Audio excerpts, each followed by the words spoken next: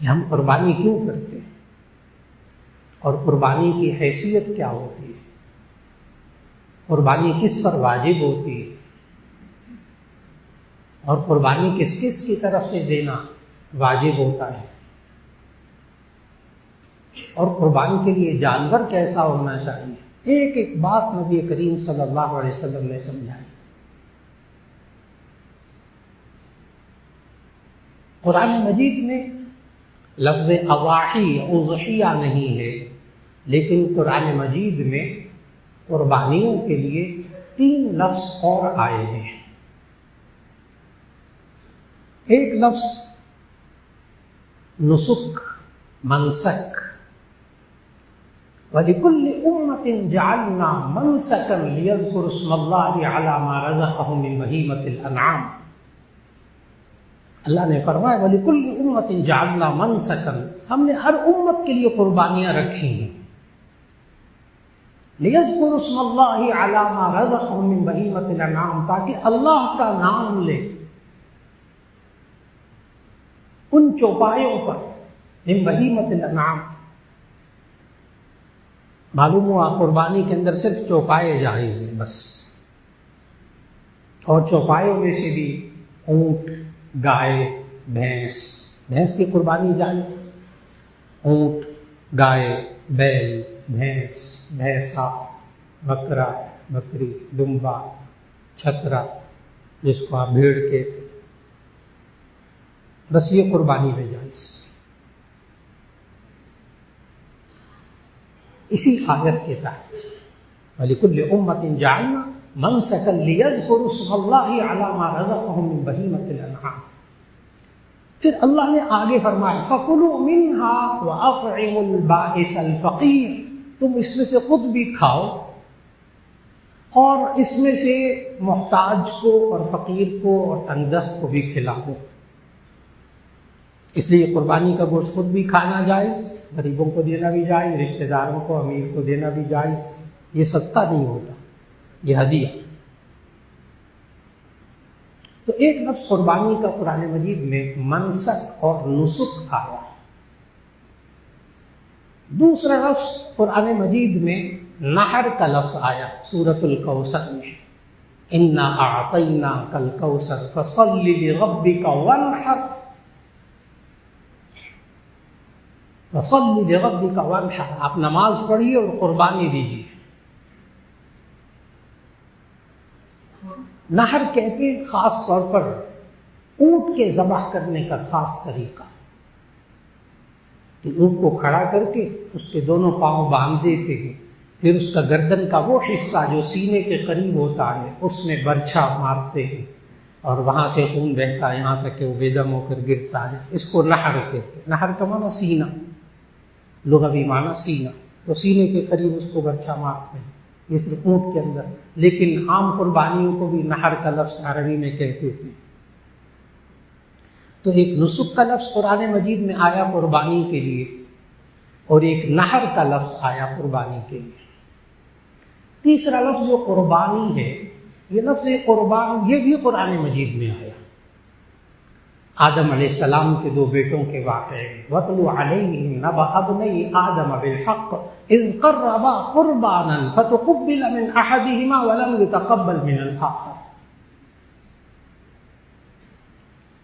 تو لفظ قربان یہ بھی قرآن مجید میں ہے، اور لفظ قربانی کا لغوی معنی علامہ راغب اصفہانی اپنی کتاب مفردات القرآن میں لکھتے ہیں کہ قربانی کس کو کہتے ہیں؟ فرمایا کہ قربانی کہتے ہیں ما یتقرب به العبد الی اللہ تعالی بالنسک والصدقہ، کہ قربانی کا مطلب کیا، لفظ قربانی کیا ہوتی ہے؟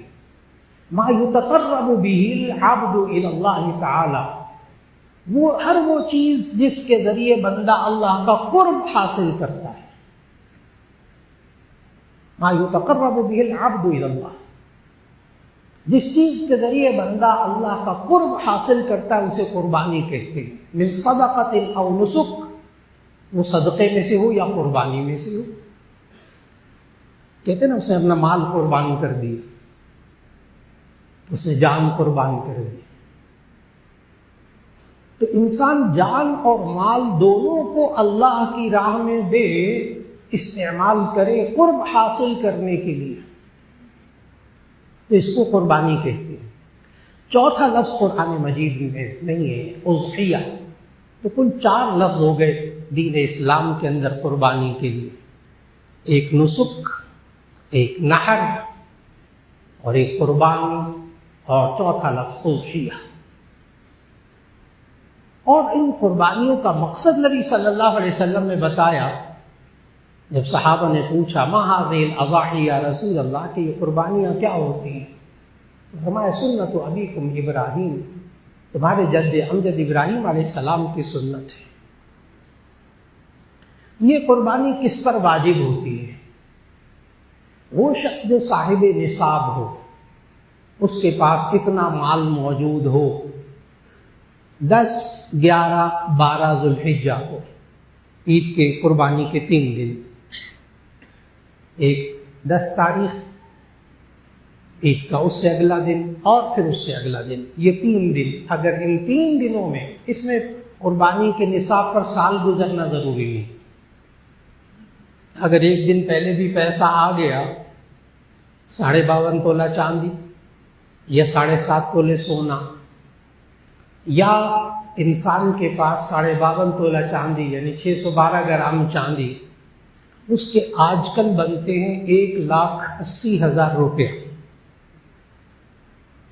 اگر 1,80,000 روپیہ کسی کے پاس بچت موجود ہو، سامان اتنا فالتو موجود ہو، سامان تجارت موجود ہو، اس شخص پر قربانی واجب ہو جائے گی۔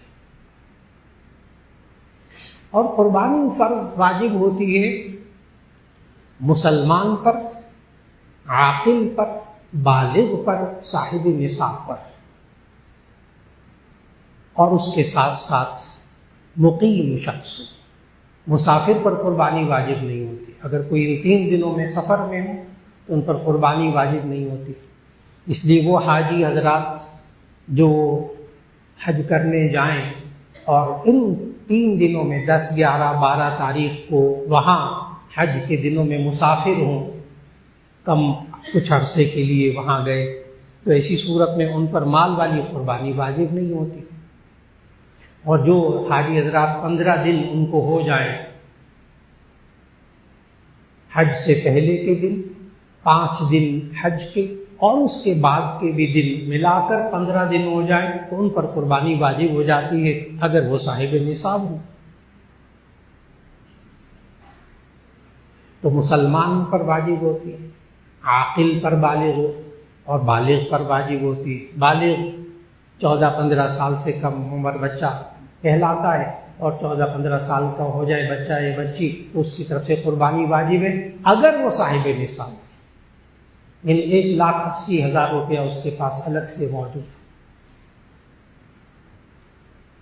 اور پھر وہ مقیم ہو، تب اس پر قربانی واجب ہو جاتی ہے۔ اور قربانی گھر میں اگر 2، 4، 5 بھائی ایک کاروبار میں لگے ہوئے ہیں، یا باپ ہے، جوان بچے ہیں، ایک کاروبار میں لگے ہوئے ہیں، تو ایسی صورت میں پھر وہاں یہ سوچ کر کہ یہ سارے کے ساروں کی طرف سے ایک بکرا، ایک حصہ، بس ایک قربانی کافی، ایسا نہیں۔ دیکھنا ہوگا اگر گھر کے خاتون ہے، اس کے پاس 7.5 تولے سونا ہے، پیسہ نہیں ہے، تو اس پر قربانی واجب ہو جائے گی، شوہر اس کی طرف سے قربانی کر دے، چاہے گائے میں حصہ ڈال دے، چاہے بکرا یا بکری لے لے، کوئی چیز لے لے۔ اور اگر گھر کے والد صاحب ہیں، جوان بچے ہیں، ہر ایک کے پاس 1,80,000 روپیہ کا نقد موجود ہے بچت، تو ایسی صورت میں سے ان سب میں سے ہر ایک پر قربانی واجب ہوگی۔ اور اگر اس کے پاس 1,80,000 روپیہ نہیں ہے، خاتون کے پاس 7.5 تولے سونا نہیں ہے، کم ہے، تو اس پر قربانی واجب نہیں ہوگی۔ تو اس لیے ایک تو یہ سب سے پہلے یہ ذہن میں رکھنا چاہیے قربانی کس پر واجب ہے۔ پھر اس کے بعد یہ کہ قربانی کا جو گوشت ہوتا ہے، اس سے قربانی کا تعلق نہیں ہوتا، قربانی کے گوشت سے تعلق نہیں ہے، صرف ذبح کر دیا جانور، قربانی ادا ہو گئی. یہ اللہ نے قرآن مجید میں سمجھایا. لن ینال اللہ لحومها ولا دماؤها ولکن ینالہ التقوی منکم. لن ینال اللہ لحومها، اللہ کو ان قربانیوں کا گوشت نہیں پہنچتا، ولا دماؤها، ان کا خون نہیں پہنچتا، ولکن ینالہ التقوی منکم، لیکن تمہارا تقوی اللہ کو پہنچتا ہے. وہ تقوی کیا؟ شروع میں اس کے لیے آیت پڑھی جو آج کا موضوع تھا کہ ان صلاتی و نسکی و محیای و مماتی للہ رب العالمین. بس یہ نیت ہو. ان صلاتی، بے شک میری نمازیں، و نسکی میری قربانیاں، و محیای میری زندگی، و مماتی میرا مرنا، للہ رب العالمین، اس اللہ کے لیے ہے جو تمام جہانوں کا رب ہے. بس یہ ہے تقوی. یہ نیت ہو، قربانی ادا ہو گئی. اس میں دکھاوا، ریاکاری موجود نہ ہو، دکھاوا موجود، نمائش مقصود نہ ہو. اور پھر اس کے بعد جو آج کل بہت زیادہ سوال چلتا ہے کہ جی اتنا گوشت ہو جاتا ہے، اتنے گوشت عام ہو جاتا ہے، اگر یہ لوگ قربانیاں نہ کریں تو کم از کم باقی سارا سال گوشت سستا کھانے کو مل جائے. یہ آج کل لوگوں میں باتیں ہوتی ہیں. اگر اتنے جانوروں کو ان 3 دنوں میں ذبح نہ کریں تو ایسی صورت میں باقی دنوں میں کتنا سستا گوشت مل جائے. تو جواب اچھی طرح یاد رکھ لیجیے، یہ اللہ کا نظام ہے. یہ اللہ کا نظام ہے کہ یہ انسان آج جو قربانی کر رہا، اس قربانی کے طفیل ہمیں سارا سال جتنا گوشت سستا مل رہا وہ بہتر مل رہا، اس لیے کہ قربانی کے موقع پر جو آپ جانور لے کر ذبح کرتے ہیں اس کا گوشت بہت مہنگا ہوتا ہے. بہت اچھی طرح یاد رکھیں، بہت مہنگا ہوتا ہے. اور اللہ کا نظام ہے کہ جن غیر مسلم ممالک کے اندر، خاص طور پر ہندوؤں کے ہاں آپ لے لیجیے، اگر قربانی کا تصور وہاں نہیں ہے تو وہ جانوروں کی پیداوار بھی نہیں ہے. جانوروں کی پیداوار بھی نہیں ہے. کیوں پالیں جانوروں کو؟ آپ کے ملک میں ذہن میں رکھیں، سارا سال لوگ قصائیوں کے لیے نہیں پالتے، اس قربانی کے عید کے لیے جانوروں کو پالتے ہیں.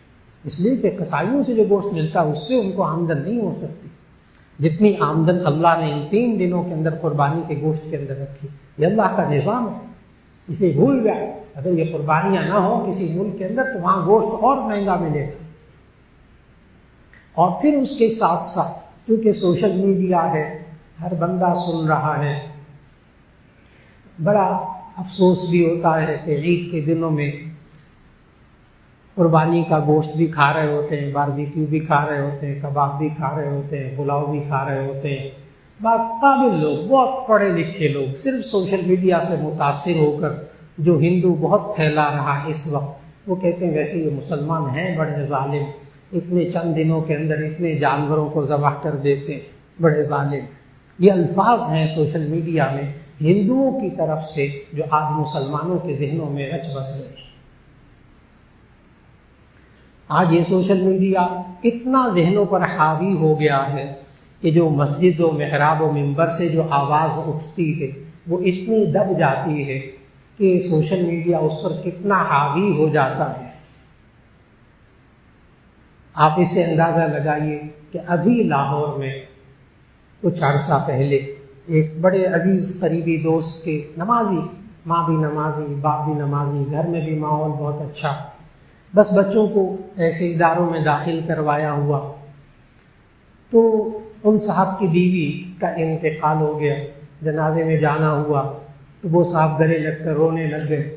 وہ چپ کرانے کی کوشش کی لیکن وہ آپے سے بار بار باقی لوگوں کے بھی رو رہے تھے گلے لگ کے، لیکن میرے گلے لگ کے زیادہ ہی رونا شروع کر دیا. تو میں نے کہا خیر ہو گئی، ہمت کریں، صبر کریں، حوصلہ کریں. کہنے کہ نہیں، بیوی کے مرنے سے زیادہ ایک بات اور پیش آ گئی ہے، مجھ سے قابو نہیں ہو رہا دل پر. میں نے کہا کیا ہو گیا؟ کہنے کہ میرا 6-7 سال کا بچہ ہے، کلاس 2 میں پڑھتا ہے. ابھی اس کی ماں کو ابھی کفن دفن پہنا کر چارپائی پہ لٹایا تو یہ بچے نے آ کر مجھ سے بڑے احترام سے پوچھا کہ ماں کی چتا کو آگ کب لگائی جائے گی۔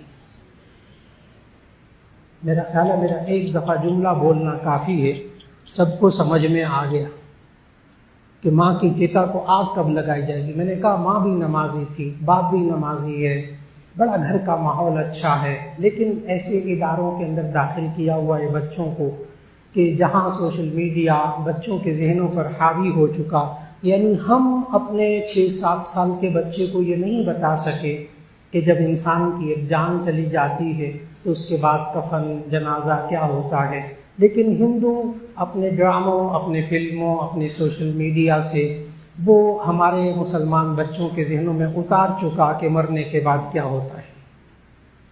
ہم سے کوتاہی ہوئی، ہم ماں باپ سے کوتاہی ہوئی، ہم علماء سے کوتاہی ہوئی، ہم اساتذہ سے کوتاہی ہوئی، ہم ان بچوں کے ذہنوں میں نہیں اتار سکے۔ آج چھوٹے چھوٹے بچے کو پتہ ہے کہ چتا کو آگ کب لگانی ہے،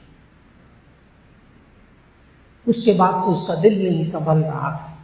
بالکل اسی طرح آج قربانی کے لیے بھی ایک تو پاکستان کے بعض نامور قلمکار ہیں، لکھنے والے ہیں، اسکالرز ہیں، وہ تک لکھ رہے ہیں، بول رہے ہیں کہ جی یہ جو قربانی ہے اس کا تعلق حج کے ساتھ ہے، مینا کے اندر قربانیاں ہوتی ہیں، خواہ مخواہ پاکستان کے اندر اتنے جانور ذبح کرتے ہیں، ایک طرف تو یہ شور چل رہا ہے۔ اس کا جواب قرآن و سنت کی روشنی میں ذہن میں رکھنا چاہیے۔ نمبر ایک تو یہ کہ جو لوگ کہہ رہے ہیں کہ اس کا تعلق حج کے ساتھ ہے، تو اتنے مشائخ اس مجمع میں موجود ہیں، علماء مفتیان کرام موجود ہیں، سب اس بات کی تصدیق کریں گے کہ حج کے مناسک میں سے قربانی ہے ہی نہیں۔ حج کے مناسک، حج کے اعمال میں قربانی شامل ہی نہیں ہے۔ چنانچہ جو شخص حج افراد کرتا ہے، صرف حج کرتا ہے، اس پر قربانی نہیں واجب ہوتی۔ اور یہ جو قربانی جتنے وہاں حاجی کرتے ہیں حج کی قربانی، یہ دم تمتع اور دم قران ہوتا ہے، یا وہ حج تمتع کرتے ہیں قربانی دیتے ہیں، کیونکہ اللہ نے قرآن مجید میں فرمایا فمن تمتع بالعمرۃ الی الحج فما استیسر من الہدی، جو حج تمتع کرے، فائدہ اٹھائے عمرہ کر کے حج تک، اسے چاہیے جو میسر ہو قربانی دے دے۔ تو حج کے اعمال میں قربانی نہیں ہے، یہ تو دم تمتع دم قران ہوتا ہے۔ ایک دوسری بات کہ نبی کریم صلی اللہ علیہ وسلم نے حج فرض ہونے کے بعد زندگی میں ایک حج کیا۔ نبی صلی اللہ علیہ وسلم نے حج فرض ہونے کے بعد ایک مرتبہ حج کیا، لیکن 10 سال مدینہ منورہ میں رہے اور 10 سال قربانی فرماتے رہے۔ معلوم ہوا حج کے علاوہ قربانی، حج کا تعلق نہیں۔ ایک تو یہ بات ذہن میں رکھنی چاہیے کہ اس کا تعلق غیر حاجی کے لیے بھی۔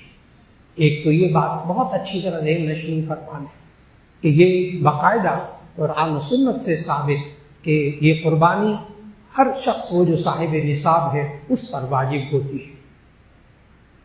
پھر اس کے ساتھ ساتھ یہ کہ قربانی کیا ایک سے زیادہ کر سکتے ہیں؟ اگر ایک قربانی واجب ہوئی کیا 2 کر سکتے ہیں؟ بعض حضرات بڑے دل والے کہتے ہیں کیا نبی کریم صلی اللہ علیہ وسلم کی طرف سے ہم قربانی کر سکتے ہیں؟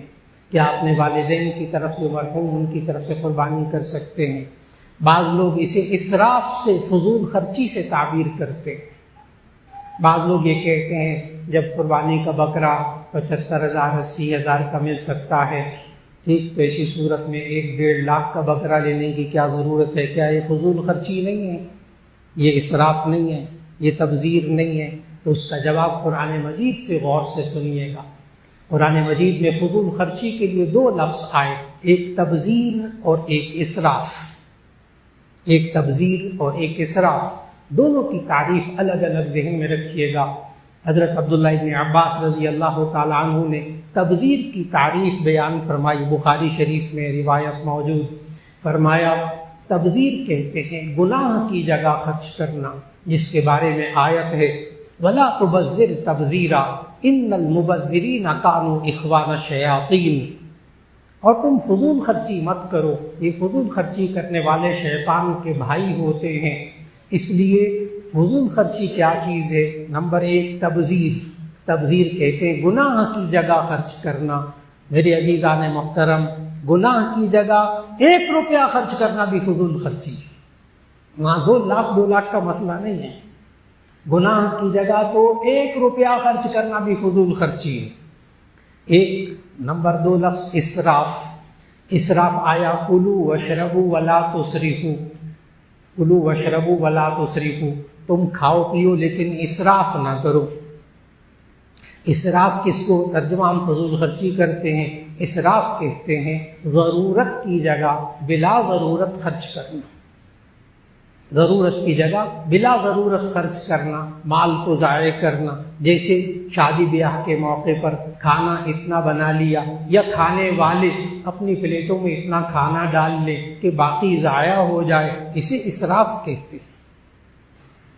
ہاں البتہ وہ شادی بیاہ میں کھانا دینے والے جو کھانا بچ جاتا ہے اس کے بعد ایک ایک چاول ایک ایک بوٹی ضائع نہیں ہونے دیتے اور غریب کو دیتے ہیں، ایسی صورت کے اندر لازماً ان کو ثواب ہوتا ہے. اور ایک ہو گیا تبذیر، گناہ کی جگہ خرچ کرنا. ایک ہے اسراف، ضرورت کی جگہ بلا ضرورت خرچ کرنا. اب ایک تیسرا لفظ بھی سمجھیے گا اور وہ ہے کنجوسی، بخل. اللہ نے قرآن مجید میں فرمایا سورۃ الفرقان میں والذین اذا انفقوا لم یسرفوا ولم یقتروا وکان بین ذلک قواما، کہ رحمان کے بندوں کی خصوصیت یہ ہے کہ جب وہ خرچ کرتے ہیں، اب آپ آئیے گا بکروں پہ خرچ کرنے کو سمجھنا ہے آج اچھی طرح، قربانی پر خرچ کرنے کو اچھی طرح سمجھنا ہے. والذین اذا انفقوا، وہ لوگ جب خرچ کرتے ہیں، لم یسرفوا تو اسراف نہیں کرتے، فضول خرچی نہیں کرتے، ولم یقتروا اور وہ بخل کنجوسی نہیں کرتے، وکان بین ذلک قواما، ان کا خرچ درمیان میں اعتدال میں ہوتا ہے. ضرورت، اسراف کس کو کہتے ہیں؟ ضرورت کی جگہ بلا ضرورت خرچ کرنا. اگلا لفظ ہے بخل، کنجوسی. کنجوسی کس کو کہتے ہیں؟ کہ انسان کے پاس وسعت، مال کی وسعت، گنجائش ہوتے ہوئے بھی جو ضروریات ہیں شرعی اور زندگی کی، اس کو انسان پورا نہ کرے، اس پر خرچ نہ کرے، یہ کنجوسی ہے. گنجائش ہوتے ہوئے، وسعت ہوتے ہوئے انسان اپنی ذات پر، اپنی بیوی بچوں پر، اپنے آرام پر خرچ نہ کرے تو اس کو کنجوسی کہتے ہیں. اور اگر یہ کنجوسی اور بخل کسی فرض کام کے بارے میں ہو تو بخل، کنجوسی حرام ہے. جیسے زکوٰۃ ادا نہ کرنا، کنجوسی کرنا، یہ حرام ہے. اور قربانی واجب ہو اور قربانی نہ کرنا، یہ گناہ کبیرہ ہے. یہ گناہ کبیرہ ہے. قربانی واجب ہے کیونکہ واجب ہے، واجب کو چھوڑنا، اس پر عمل نہ کرنا گناہ کبیرہ ہے. اس لیے اتنا اہم ہے قربانی کرنا. اب وہ بات سمجھنے والی کہ اگر اتنے کا بکرا آتا ہو تو کیا زیادہ پیسے خرچ کر کے اچھا بکرا لینا کیا یہ فضول خرچی ہے کہ نہیں؟ اس کے لیے ایک چوتھا لفظ سمجھنے کی ضرورت ہے اور وہ ہے سخاوت. ماشاء اللہ، اہلاً و سہلاً، مرحبا، حضرت تشریف لے آئیے. ماشاء اللہ، اہلاً و سہلاً، مرحبا مرحبا، اہلاً، ماشاء اللہ. حیاک اللہ بالصحۃ والسلامہ انشاءاللہ. حیاک اللہ بالصحۃ والسلامہ انشاءاللہ، انشاءاللہ، انشاءاللہ. ماشاء اللہ، جمعے کی رونق آ گئی تھی، الحمدللہ. ماشاء اللہ.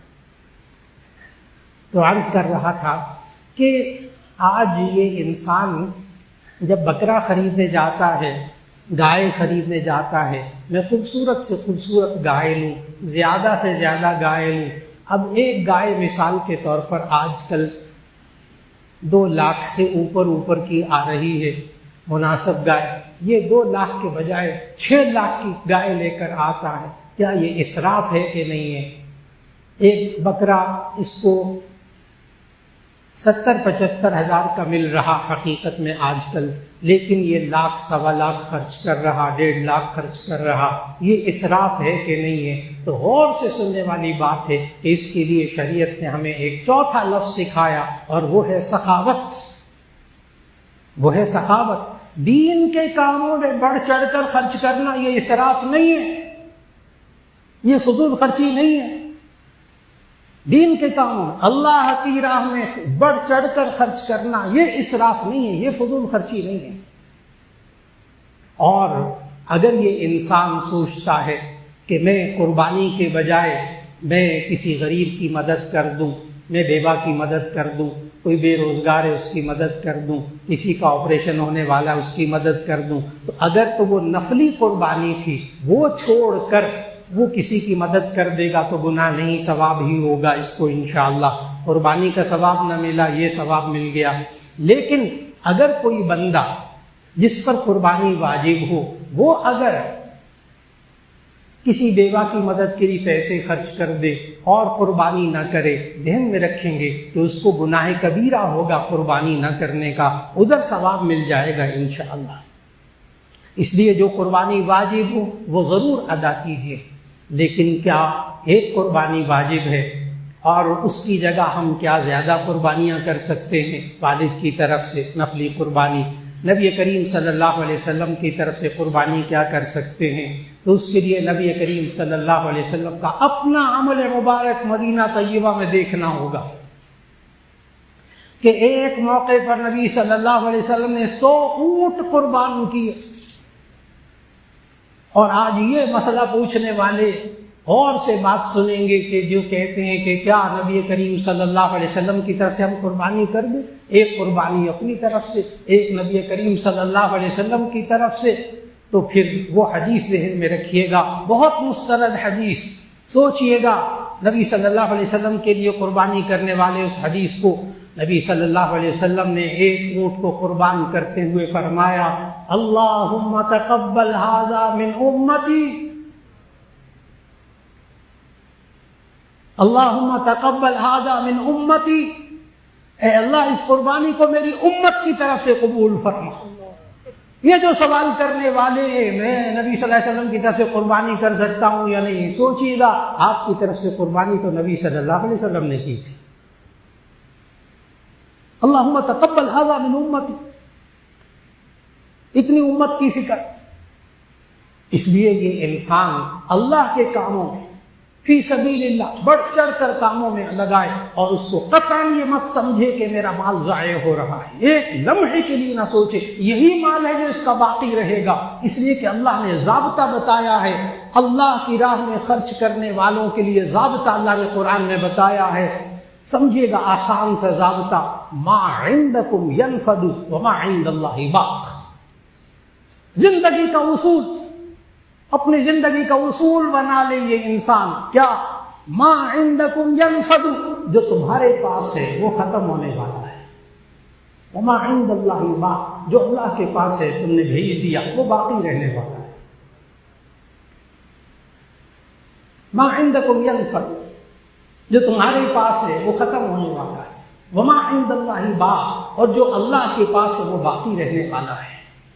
اور آخری سوال جو آج شروع میں ذکر کیا اس کا جواب دیتے ہوئے بات مکمل ہو رہی ہے، کیا یہ جانوروں، میں نے بتایا سوشل میڈیا نے آج کے نوجوانوں کے، خاص طور پر نوجوان پڑھے لکھے کے ذہنوں لوگوں کو بہت زہر آلود کر دیا ہے کہ یہ مسلمان ظلم کرتے ہیں جانوروں پر، اتنے جانوروں کو ذبح کرتے ہیں۔ اس کا جواب اچھی طرح یاد رکھ لیجئے گا، دو باتوں میں فرق کر لیجئے، ایک ہے ظلم کرنا اور ایک ہے جذبہ رحم کو قربان کرنا۔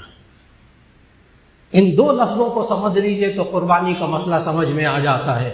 ایک ہے ظلم کرنا، ظلم کرنا کہتے ہیں کہ انسان کا جو حق اللہ نے دیا اس حق کے علاوہ یہ انسان کسی اور جگہ وہ حق کو رکھے تو ایسی صورت میں یہ ظلم ہے، جیسے شرک کرنا ظلم ہے، جیسے گناہ کرنا ظلم ہے، اور جانور کو پیاسا رکھنا ظلم ہے، جانور کو بے جا تکلیف پہنچانا ظلم ہے۔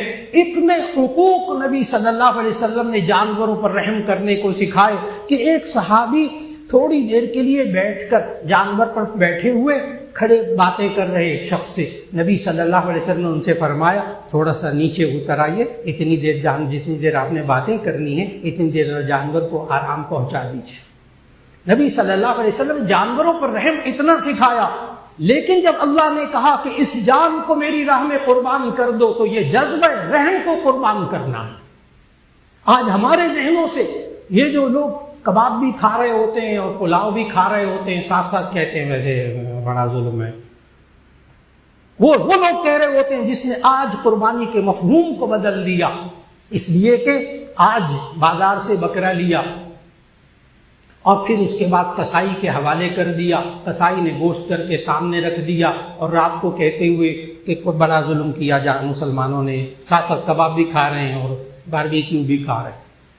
کاش کہ یہ انسان ایک آدھ مہینہ پہلے ایک بکرا لے لیتا، یہ دو لوگ لیتے ہیں وہ بات کی تصدیق کریں گے، کاش ایک آدھ مہینہ پہلے یہ جانور لیتا، اس کی خدمت خود کرتا، ملازمین سے نہیں، اس کی خدمت خود کرتا اور پھر اس کے بعد اس کی دیکھ بھال کرتا، اس کو چارہ کھلاتا، یہاں تک کہ اس جانور سے محبت ہو جاتی، جیسے کبوتر پالنے والوں کو کبوتر سے محبت ہو جاتی۔ جتنے کبوتر باز ہیں ان سے ذرا نوجوان بچوں کو ذرا دیکھیں کہ وہ جب گھر میں آتے ہیں تو گھر میں داخل ہو کے ماں باپ کو سلام نہیں کرتے، پہلے جا کر کبوتروں کو دیکھتے ہیں۔ ایک کبوتر مر جائے تو وہ کئی دنوں تک کھانا نہیں کھاتے۔ پوچھئے جن کو جانوروں سے محبت ہوتی ہے، ان کبوتروں سے محبت ہوتی ہے۔ اگر کوئی شخص آج بھی ایک مہینہ پہلے جانور لے کر پالے اور اس کی دیکھ بھال خود کرے، یہاں تک کہ جانور سے محبت ہو جائے، پھر مجھے یہ عید کے دن اس جانور کو قربان کر کے دکھائے۔ پھر تو بچے بھی پتہ کیا کہتے ہیں، گھر میں ایک مہینہ پالے ذرا بچے کو لا کر، وہ پتہ کیا کہتے ہیں، وہ یوں کہتے ہیں کہ یہ بچہ جس نے کہ اس بھیڑ کا، اس بکرے کا خیال رکھا اور اس کو اس جانور سے محبت ہو گئی، وہ کیا کہتے ہیں، وہ کہتے ہیں ابو جی آپ اس کو ذبح نہ کریں، اس کی جگہ کوئی اور جانور ذبح کر لیں۔ کیوں؟ اس سے اب تعلق قائم ہو گیا، اور وہ شخص جس کو قربانی کے جانور سے محبت ہو جائے، اتنا تعلق گہرا ہو جائے، یقین جانے کہ وہ آنسوؤں کے ساتھ ذبح کرے گا، اور ذبح کر کے کم از کم 1-2 دن اس قربانی کا تو گوشت اس کے حلق سے نیچے نہیں اترے گا۔ کر کے دیکھ لیں، پھر سمجھ میں آئے گا یہ جذبہ رحم کو قربان کیا کرنا ہوتا ہے۔ اللہ رب العزت ہم سب کو جس پر قربانی واجب ہو، اللہ قربانی کرنے کی توفیق عطا فرمائے، اور قربانی کو خاص اللہ کے لیے وہ آیت عقیدہ بنا کر ذہن میں رکھ کر قربانی کیجیے گا۔ ان صلاتی و نسکی و محیایا و مماتی للہ رب العالمین، بے شک میری نمازیں، میری قربانیاں، میری زندگی، میرا جینا، میرا مرنا سب اللہ کے لیے ہے۔ اللہ ہمیں یہ جذبہ عطا فرما دے۔ وآخر دعوانا ان الحمد للہ رب العالمین۔